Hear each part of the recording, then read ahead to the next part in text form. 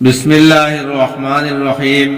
হযরত আব্দুল্লাহ ইবনে আমর রাদিয়াল্লাহু তাআলা আনহু হইতে বর্ণিত আছে যে রাসূলুল্লাহ সাল্লাল্লাহু আলাইহি ওয়াসাল্লাম ইরশাদ করিয়াছেন, কিয়ামতের পূর্বে দাজ্জাল বাহির হইবে এবং সে 40 পর্যন্ত অবস্থান করিবে।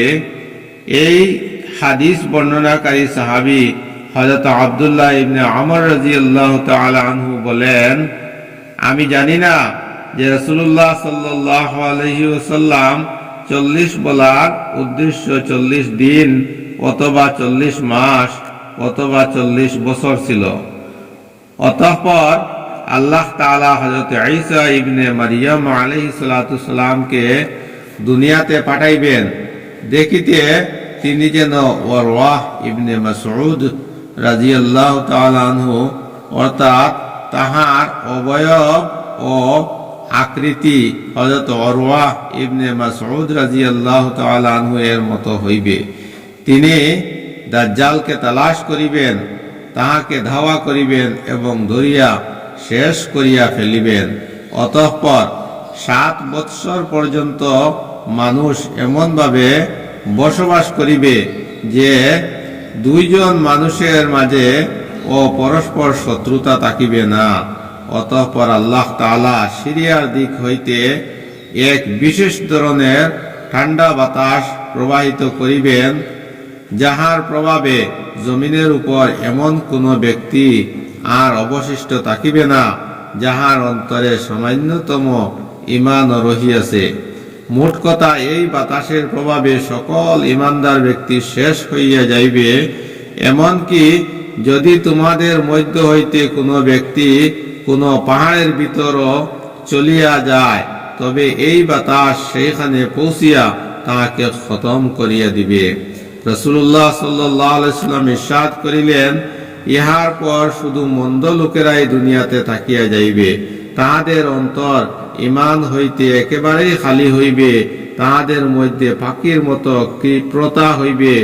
অর্থাৎ যেভাবে পাখিরা উড়িবার সময় দ্রুত গতিসম্পন্ন হয়, এমনইভাবে এই সকল লোকেরা নিজেদের অন্যায় খাহেশ পূরণ করার ব্যাপারে কৃপণতা দেখাইবে, আর অন্যদের উপর জুলুম ও শক্তি প্রয়োগ করার ব্যাপারে হিংস্র পশুর ন্যায় স্বভাব হইবে। ন্যায় কাজকে ন্যায় মনে করিবে না, মন্দ কাজকে মন্দ বুঝিবে না। শয়তান একটি আকৃতি ধারণ করিয়া তাহাদের সম্মুখে আসিবে এবং তাহাদেরকে বলিবে, তোমরা কি আমার হুকুম মানিবে না? তাহারা বলিবে, তুমি আমাদেরকে কি হুকুম দাও? অর্থাৎ তুমি যাহা বলিবে আমরা উহা করিব। তখন শয়তান তাহাদেরকে মূর্তি পূজার হুকুম করিবে, তাহারা তাহার হুকুম পালন করিবে। ওই সময় তাহাদের উপর রিজিকের প্রাচুর্য হইবে, আর তাহাদের জিন্দেগি বাহ্যিকভাবে বড় সুন্দর আরাম আয়েশের হইবে। তারপর সিংহায় ফুঁক দেওয়া হইবে, যে কেহ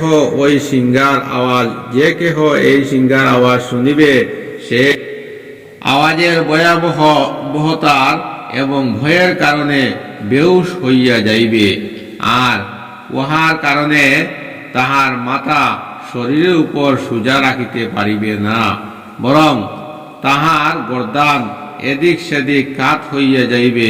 সর্বপ্রথম যে ব্যক্তি সিংহার আওয়াজ শুনিতে পাইবে এবং যাহার উপর সর্বপ্রথম উহার প্রভাব পড়িবে, সে এক ব্যক্তি হইবে যে তাহারা উটের পানি পান করানোর হাউজ মাটি দ্বারা মেরামত করিতে থাকিবে। সে বেহুশ এবং প্রাণহীন হইয়া পড়িয়া যাইবে, অর্থাৎ মরিয়া যাইবে, আর অন্যান্য সকল লোকেরাও মরিয়া পড়িয়া যাইবে। অতঃপর আল্লাহ তাআলা হালকা শিশিরের ন্যায় বৃষ্টি বর্ষণ করিবেন, উহার কারণে মানুষের শরীরে প্রাণের সঞ্চার হইবে। অতঃপর দ্বিতীয়বার সিংহায় ফুঁক দেওয়া হইবে, তখন সঙ্গে সঙ্গে সবাই দাঁড়াইয়া যাইবে এবং চারদিকে দেখতে থাকিবে। অতঃপর বলা হইবে, হে লোক সকল, তোমাদের রবের দিকে চলো এবং ফেরেশতাদের প্রতি হুকুম হইবে যে তাহাদের হিসাবের ময়দানে দাঁড় করাও, কেননা তাহাদেরকে জিজ্ঞাসাবাদ করা হইবে এবং তাহাদের আমলের হিসাব কিতাব হইবে।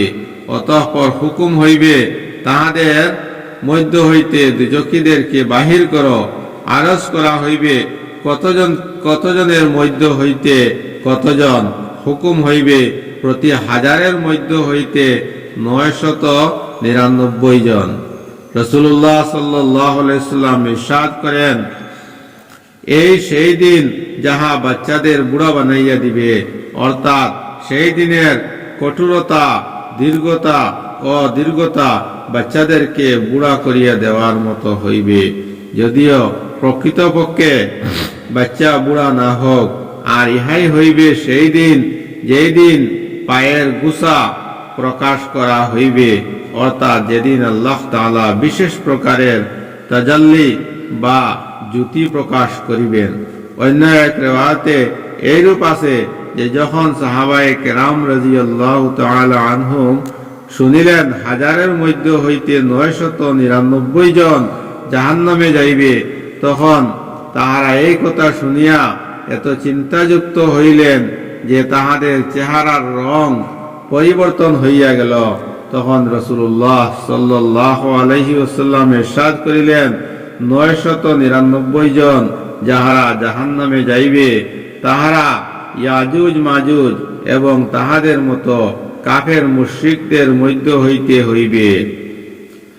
আর 1000 হইতে একজন যে জান্নাতে যাইবে, সে তোমাদের মধ্য হইতে এবং তোমাদের তরিকা অবলম্বনকারীদের মধ্য হইতে হইবে।